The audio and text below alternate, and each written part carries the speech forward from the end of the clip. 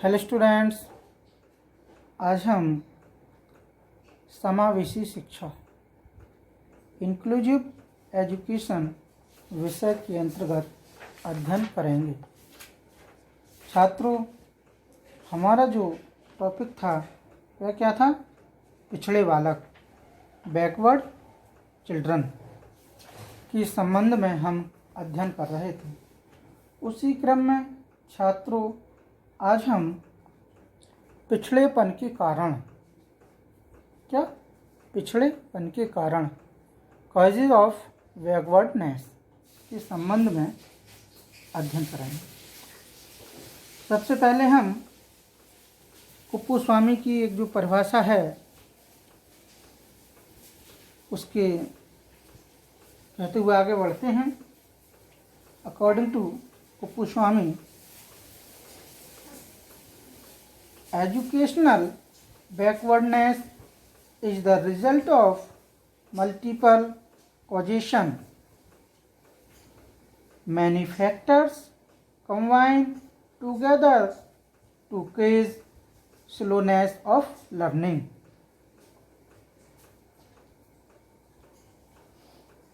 शैक्षिक पिछड़ेपन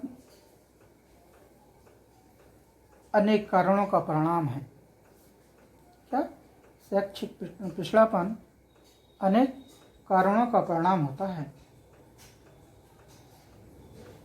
ये अधिगम्य मंदता उत्पन्न करने के लिए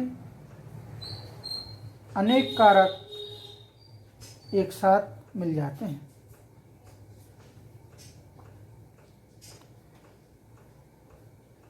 छात्रों, अब हम इसके जो बिंदुवार कारण हैं उनको देखते हैं।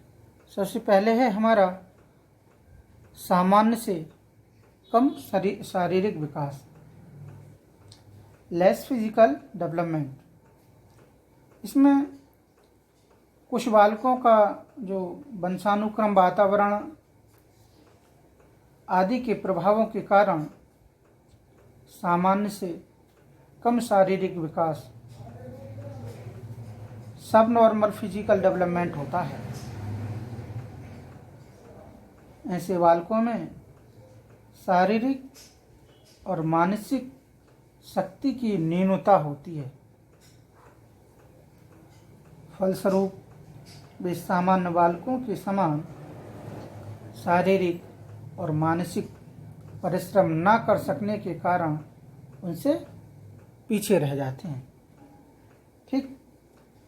नेक्स्ट है हमारा शारीरिक दोष, फिजिकल डिफेक्ट्स। फिजिकल डिफेक्ट भी पिछड़ेपन का एक कारण है। कुछ बालकों में विभिन्न प्रकार के शारीरिक दोष होते हैं, जैसे आपने देखा होगा शारीरिक निर्बलता, कम सुनना, तुतलाना, हकलाना और बाएं हाथ से काम करना आदि।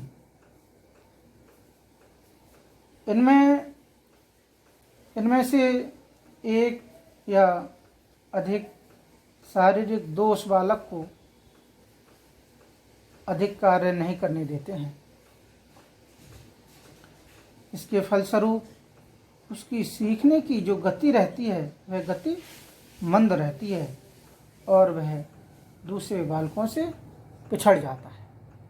ठीक। नंबर 3, शारीरिक रोग, फिजिकल डिसीज।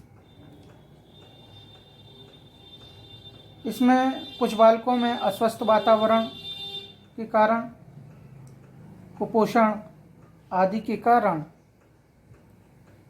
अनेक शारीरिक रोग उत्पन्न हो जाते हैं, जैसे खांसी, नज़ला, टांसिल, तपेदिक, आंतों की गड़बड़ी, निर्बल पाचन शक्ति, ग्रंथियों, ग्लैंडर्स जिनको बोलते हैं, का ठीक कार्य न करना आदि।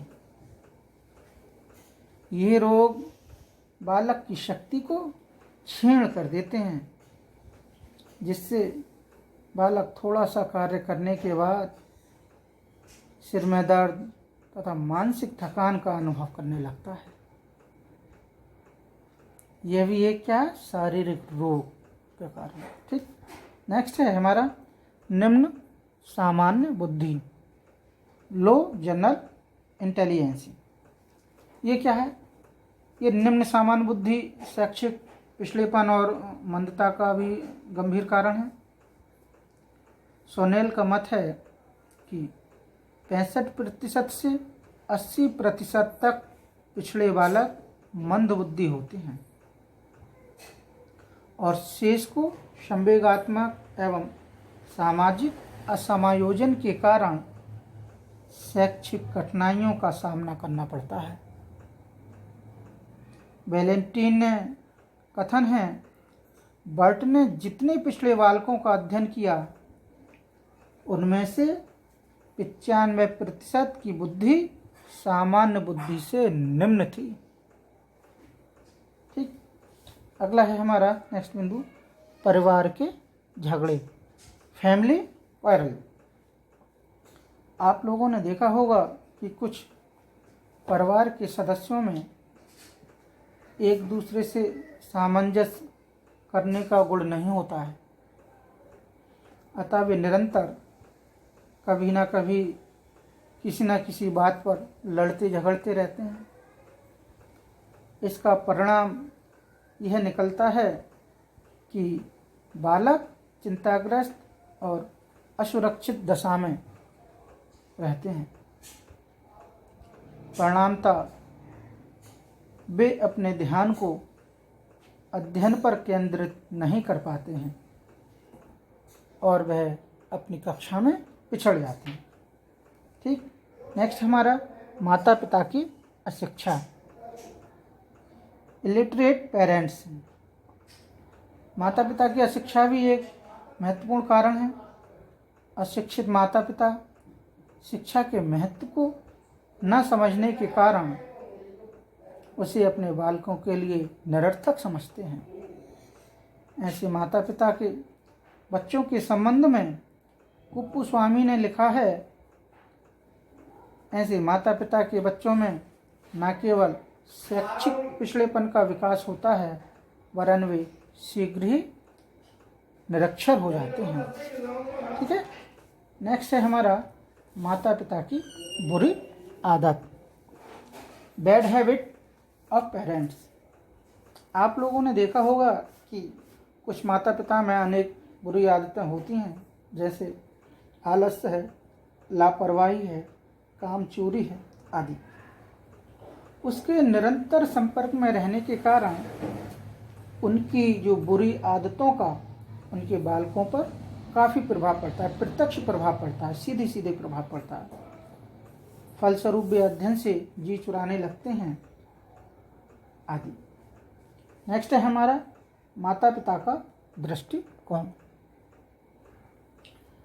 Outlook of parents.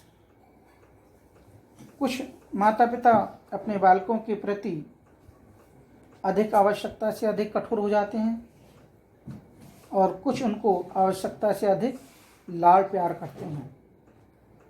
दोनों ही प्रकार के माता पिता अपने बच्चों में स्वतंत्रता और आत्मविश्वास के गुणों का विकास नहीं होने देते हैं।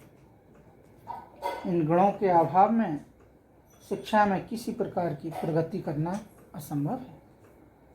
नेक्स्ट हमारा विद्यालय में अनुपस्थिति, एब्सेंस फ्रॉम स्कूल।